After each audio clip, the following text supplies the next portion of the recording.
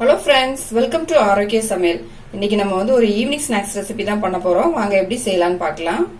Mixie jar எடுத்துக்கலாம். இதுல வந்து 1 கப் அளவுக்கு அவல் எடுத்திருக்கேன். இதை வந்து நம்ம மிக்ஸி ஜார்ல போட்டுக்கலாம். இதை வந்து நல்லா கிளீன் பண்ணி எடுத்து வச்சிருக்கேன்.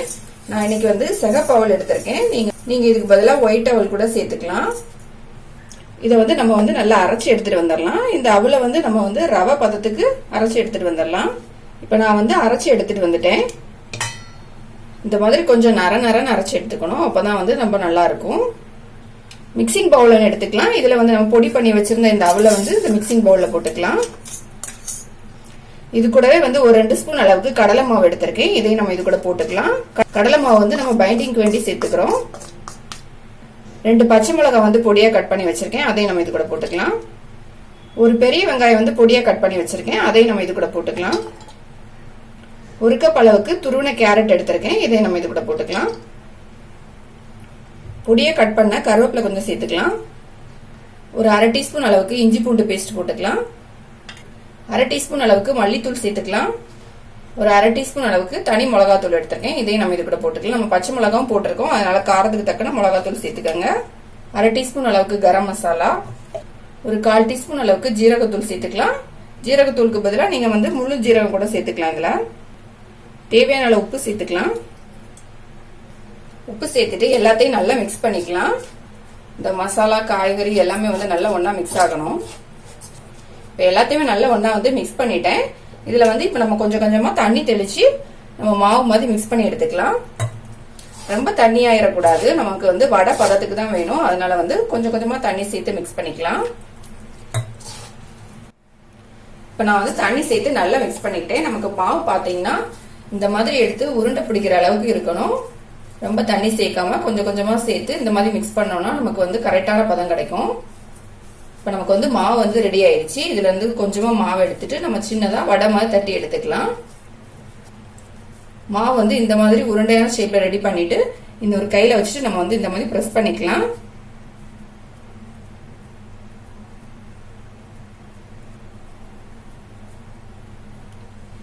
இப்போ பாத்தீங்கன்னா இந்த மாதிரி ஷேப்ல வந்து நான் ரெடி பண்ணியிருக்கேன். நம்ம இதே மாதிரி எல்லாத்தையும் ரெடி பண்ணி எடுத்துக்கலாம். நான் எல்லாத்தையுமே வந்து இந்த மாதிரி வடை மாதிரி ரெடி பண்ணிட்டேன். நம்ம இதை வந்து ஒரு பிளேட்ல எடுத்து வச்சிடலாம்.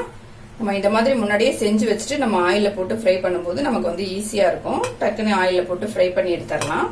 நீங்க இந்த மாதிரி வடை மாதிரி தட்டுறதுக்கு பதிலாக ரவுண்ட் ஷேப்ல கூட ரெடி பண்ணிக்கலாம். அதுவும் ரொம்ப நல்லா இருக்கும். உங்களுக்கு எந்த மாதிரி ஷேப் வேணுமோ அந்த மாதிரி ரெடி பண்ணி எடுத்துக்கோங்க. இப்போ நம்ம இதை வந்து ஆயில போட்டு ஃப்ரை பண்ணி எடுத்துக்கலாம்.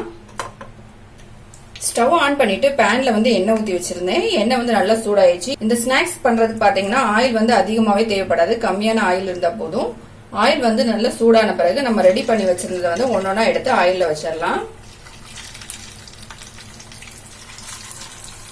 இது வந்து 2 சைடுமே நல்ல பிரவுன் கலர் ஆகி வரணும். அது வரைக்கும் நம்ம வந்து ஆயில்ல போட்டு 2 சைடும் திருப்பி போட்டு ஃப்ரை பண்ணி எடுத்துக்கலாம். ஆயில் வந்து நல்லா சூடான பிறகு ஸ்டவ் மீடியமான ஃப்ளேம்ல வச்சுட்டு நம்ம ரெடி பண்ணிக்கலாம். இதுல வந்து நம்ம கடலை மாவுலாம் சேர்த்துருக்கிறதுனால இது வந்து உதிர்ந்து வராது, நல்லா கெட்டியாவே இருக்கும். இப்போ ஒரு பக்கம் வந்து நல்லா ஆயில்ல ஃப்ரை ஆயிடுச்சு. நம்ம இன்னொரு பக்கம் வந்து திருப்பி போட்டுக்கலாம். ஒரு ஸ்பூன் வச்சு நம்ம வந்து மெல்லமா திருப்பி போட்டுக்கலாம். பாத்தீங்கன்னா ஒரு பக்கம் வந்து நல்ல கலர் சேஞ்ச் ஆயிருக்கு பாருங்க. நம்ம இதே மாதிரி எல்லாத்தையும் திருப்பி போட்டுடலாம்.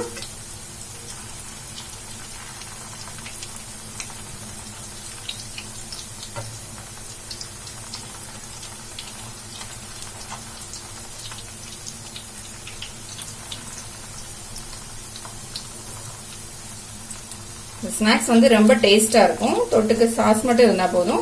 நீங்க அதை தொட்டு சாப்பிட்டு பாருங்க, அவ்வளவு டேஸ்டா இருக்கும். இப்போ எல்லாத்தையுமே திருப்பி போட்டுட்டேன். இன்னொரு சைடும் நல்லா வந்து ஃப்ரை ஆகி வரட்டும். 2 சைடுமே ஆயில்ல வந்து நல்லா ஃப்ரை ஆயிடுச்சு. நம்ம எடுத்துடலாம்.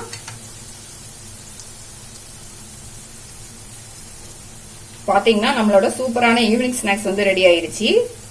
நம்ம எல்லாத்தையும் வந்து ஆயில்ல இருந்து எடுத்துடலாம். 1 கப் அவல் வச்சு எப்படி ஒரு டேஸ்டான ஈவினிங் ஸ்நாக்ஸ் பண்ணலாம் அப்படிங்கறத பார்த்தோம். இது வந்து ரொம்ப டேஸ்டா இருக்கும். கண்டிப்பா ட்ரை பண்ணி பாருங்க.